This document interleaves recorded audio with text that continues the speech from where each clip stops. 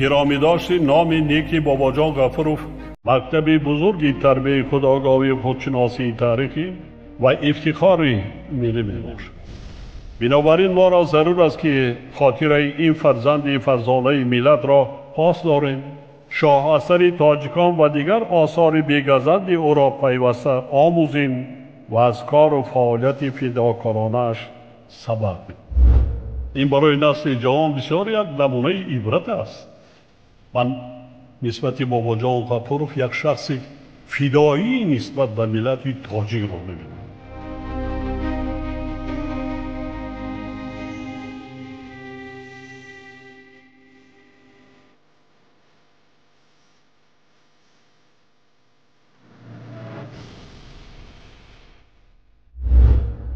درود شنونده های گرامی، با توجه شما گفتار ادبی از سلسله خوانش بدیعی از روی کتاب تاجیکان اکادمیک بابا جان غفورov، نشر مختصری علمی عاموی، راوی هنرپیشه خلقی تاجیکستان قربان صابر.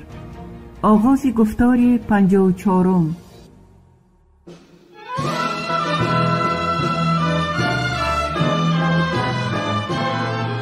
بابا جان غفورov، تاجیکان. تاریخ قدیمترین، قدیم، عصر میانه و دوره نو. شرح و توضیح مختصری علمی و عاموی.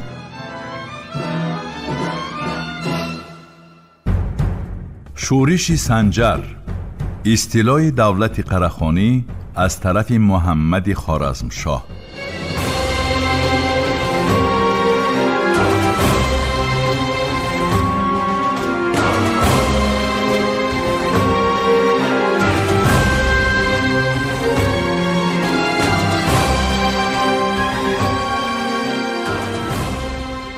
در زیرباب مذکور اکادمیک غفورov آید به شورش سنجر و برهم زدن دولت قراخانیان از جانب محمد خوارزمشاه معلومات بدهد. و می نویسد که هنوز در نیمه اول عصر 12 در بخارا خانواده عالی نسب، نمایندگان روحانیان درجه عالی اسلام که عنوان صدر جهان را گرفته بودند نفوذ کلان پیدا نمودند. غیر از مقدار زیادی زمین‌های وقف به دست روحانیان گذشتن درآمد مؤسسه‌های تجارتی، بازار، انداز زمین‌های زراعتی گرد و اطراف شهر، همچنین مالیات پیشوران و تاجران ثروت صدرها را خیلی افزود. البته همه این بی‌عدالتی و غارتگری‌ها حس نفرت و عداوت عامه وسیع را نسبت به صدرها به وجود نیاورده نتوانست. در سال 1206 اهالی بخارا با راهبری سنجر نام استای سپرساز بر ضد حکومت صدرها قیام نمودند. قوه اساسی شورش سنجر را پیشوران شهر تشکیل می کردند. در چنین وضعیت محمد خوارزمشاه که برای از قرخطای ها گرفتن ماوراءالنهر فرصت می جست، واقعه بخارا را برای اجرای نقشه خود موقعی مساعد دریافته با قوه بزرگ حربی به سوی بخارا حرکت نموده سال 1207 شهر را ضبط کرد.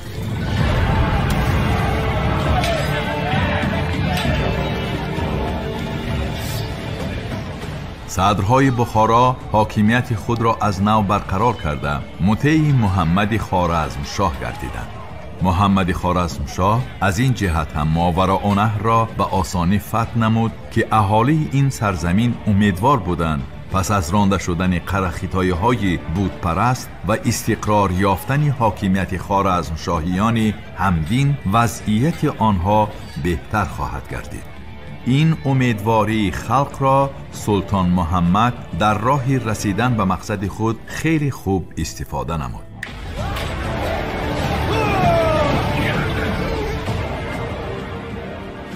هنگامی که او در سال 1207 بخارا را اشغال کرد، ظاهراً به عسکران خود فرمان داد که به اهالی هیچ گونه جبر و ظلم نکنند. حتی راهبر شورشیان ملک سنجر که بر ضد صدرها و گورخان قرخطایی برآمده بود، نیز در اول سلامت مانده فقط پس از یک چند وقت به دریای آمو غرق کرده شد. او فرغانه را نیز اشغال نمود در سال 1213 در اوزگند پایتخت کلانترین ملک قرخانیان و در سمرقند پایتخت دولت قرخانی سیکه به نام محمد خوارزمشاه زده شد که این معنی تماماً از بین رفتن سلاله قرخانیان را داشت. در عین زمان محمد خوارزمشاه ایران و افغانستان را به تحت تصرف خود درآورده از خلیفه طلب نمود که امور اداره بغداد را هم به اختیار او واگذارد.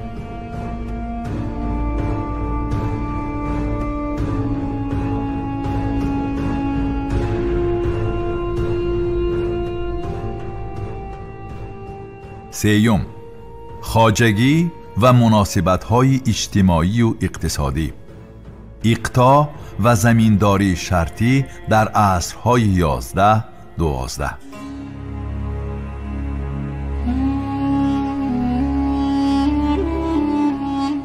آید به مسئله خواجگیداری و مناسبات اجتماعی و اقتصادی آسیای میانه معلومات داده اکادمیک باباجان غفورов قید می نمایند که در عصرهای 11-12 و اقطاعداری یعنی به طریق خدمتانه انعام کرده شدن زمین‌های کشت خیلی رواج یافت، ولی این اصول برای دولت‌های غزنویان، قرخانیان، سلجوقیان و خوارزمشاهیان یک رنگ و یکسان نبود. هنگامی از نقطه نظر معین تاریخی تحقیق نمودن موقع اقطاع در حیات اجتماعی و اقتصادی هر یکی از این 4 دولت، این را هم باید در نظر داشت که حکمرانان و اربابان دولتی دوربین و عاقبت اندیش آن وقته به تنزل اقتصادی و سیاسی حاکمیت مرکزی آورده رسانیدن رواج اقطاع را به خوبی می‌فهمیدند. موافق شهادت نظام الملک، سامانیان و غزنویان اقطاع نمی دادند، بلکه به هر یک در یک سال 4 بار از خزینه و طریق نقدینه معاش می دادند و آنها همیشه از این قانع و خوشنود بودند. در عهد غزنویان بخشش های فیودالی حتی در عین اوج نشأت این سلطنت کمتر از عهد حکمرانی سامانیان بود. حکومت مرکزی از تقسیم اقطاع خودداری کردن را مقصد اساسی قرار داده در راه اجرای این مرام به امکانات اقتصادی خود تکیه میکرد. اما وضعیت در عهد سلجوقیان تماما دیگر بود. حکمرانان سلجوقی به اعیان و اشراف و صاحب منصبان انعام‌های بزرگ و به قوه‌های عسکری بخشش‌های زیاد عطا می‌کردند. احوال برزگران در زمین‌های اقطاع شده یک خل نباشد هم، ولی عموماً وزنین بود. برزگران با اختیار خود از یک جا و جای دیگر رفتن نمی‌توانستند. بعضی سرچشمه‌ها درباره مهنت مجبوری آنان معلومات می‌دهند. همین طریق از سرچشمه‌های تاریخی ظلم و جبر عامه خلق آشکارا در پیش نظر نمایان می‌گردد.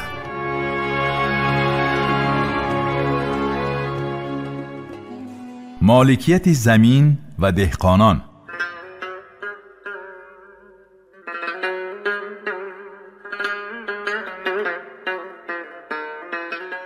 آید به مسئله مالکیت زمین و وضع دهقانان اکادمیک باباجان غفورov ذکر نموده است که یکی از روندهای خاص اجتماعی دوره مذکور این تغییر یافتن هیئت زمینداران کلان و میانه می باشد.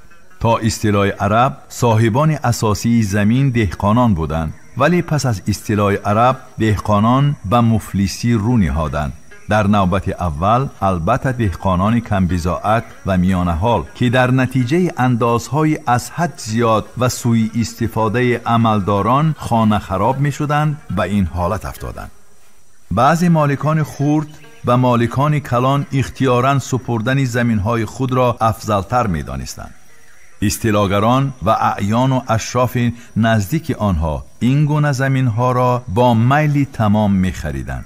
دهقانان از ظلم و فشار مجبور می شدند که زمینی میراثیشان را هم فروشند. مصادره و زوراً غصب کردن ملک دهقانان نیز واقع می گردید. با وجود این در عصر 11 دهقانان هنوز طبقه پر اقتدار را تشکیل می نمودند. دهقانان کلان ناحیه و ولایت‌های تمام را صاحبی می‌کردند. بعضی از این قبیل دهقانان با خواهش تمام به طرف اصطلاحگران قره‌خانی گذاشتند و در وقتهای اول نه فقط ملک بلکه تا اندازه موقع سیاسی خود را هم نگاه داشتند. در دولت‌های قره‌خانیان، غزنویان و سلجوقیان روند از طرف اهل این سلاله‌ها، اشراف و اصیلزاده‌ها و سرکرده‌های حربی خریده گرفتن زمین‌های ملکی با سرعت تمام دوام نمود. در سرچشمه‌ها ملکداران نهایت کلانی که از بین اعیان و اشراف نو برآمده بودند ذکر شدند. آنها به امتیازهای زیاد صاحب گردیده اکثر وقت از زمین‌های خود انداز نمی‌دادند. همین طریقه زمین‌های ملکی دهقانان بعضی ولایت‌ها با راه‌های گوناگون به دست سلاله‌ها و فیعدلان نو می‌گذشت. در این ولایت‌ها دهقانان در عرفه اصطلاح مغول دیگر همچون طبقه اساسی زمینداران موجودیت خود را قطع کردند.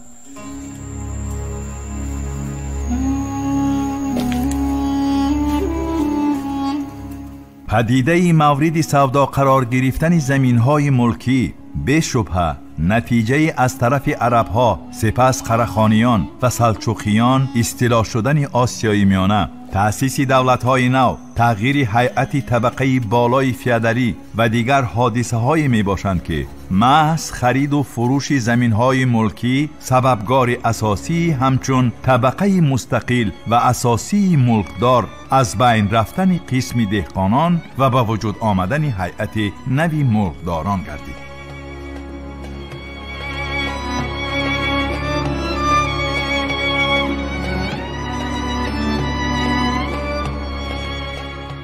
شهرهای آسیای میانه در عصرهای 11-12.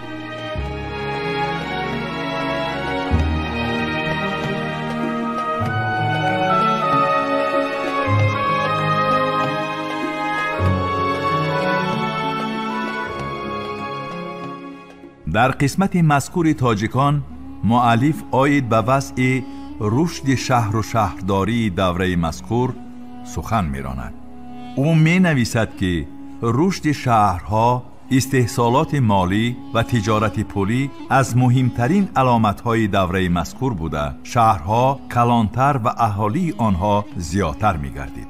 مثلا مرکز حیات شهر سمرقند حوالی آن به حساب می رفت که در آنجا محل‌های سرشمار تاجران و پیشوران واقع گردیده بودند. اعیان و اشراف، روحانیان، سوداگران دارا و دیگر طبقه های دولتمند نیز در همین جا مسکن داشتند. استحکامات بخارا نیز از نو ساخته مساحت شهر وسیع‌تر کرده شد. بسیار عمارت های نوی محتشم بنا یافتند. ترمیز عصرهای 11-12 نسبت به زمان سامانیان خیلی دامن پهن کرد. در عصر 11 استحکامات شهر قوی‌تر گردیده قلعه آن با خشت پخته روکش کرده شد. ترقیات قوه‌های استحصال کننده و تدریجاً از خواجگی دهات جدا شدن کسب و هنر سببگار اساسی رونق با سرعت و در بعض موردها خیلی پر اوج حیات شهرها گردیده است.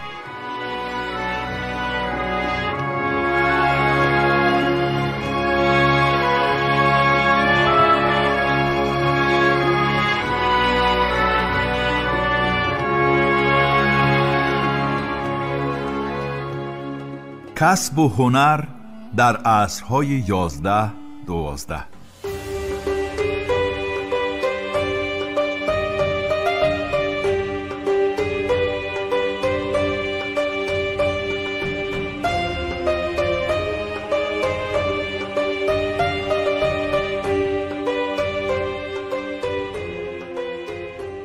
اکادمیک غفوروف مسئله مذکور را بررسی نموده قید می نماید که مرکز اساسی کسب و هنر و تجارت شهر بود.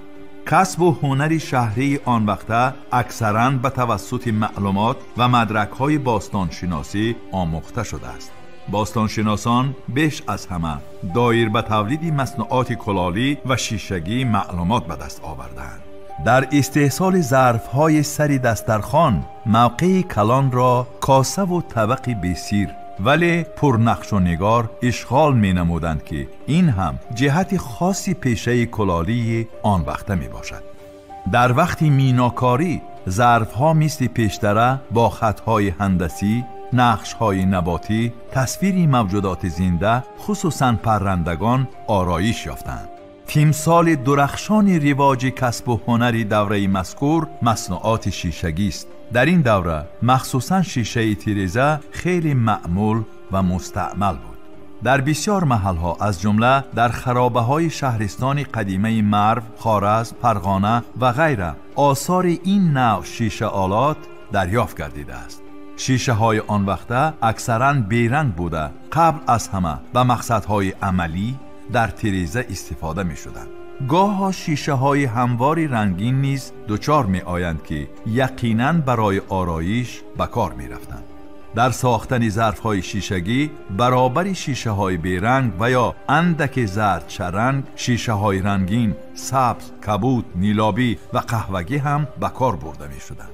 در کسب و هنر دوره ذکر شده موقع نمایان را استحصال آلات فلزی اشغال می نمود. مثلا محله آهنگران در ترمیز بیش از 5 گکتر مساحت داشته است. در برابر ساختن اسباب‌های روزگار، آلات استحصالات و اسلحجات، مقدار زیادی مصنوعات نفیس هنری، دیگچه، قلمدان، چراغ و غیره که با کتیبه ها و تصویرات گوناگون آرایش یافتند نیز تیار کرده می شدند. در این دوره استخراج معدن دوام نموده، کانهای سرشمار در عین استفاده بودند.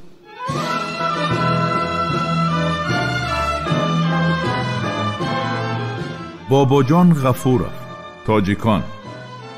تاریخ قدیمترین، قدیم، عصر میانه و دوره نو.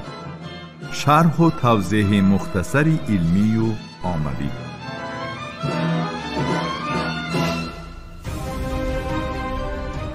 شنونده های گرامی، شما گفتار ادبی را از سلسله خوانش بدیعی از روی کتاب تاجیکان اکادمیک باباجان غفورов، نشر مختصری علمی عاموی را در قرائت هنرپیشه خلقی تاجیکستان قربان صابر شنیدید. محرر سیدزاده عابدجان، کارگردان عبدالمنان رحمان. این گفتار سال 2024 ثبت شده است. انجام گفتار 54. آموزش کتاب تاجیکان جوانان ما را هشدار می دهد که نیاگان فرزانه ما در مسیر تاریخ چی جایگاهی مقدس داشتند. کتاب تاجیکان احساس خودشناسی ملی و زیرکی سیاسی را در دل و ذهن جوانان ما تحکیم می بخشد.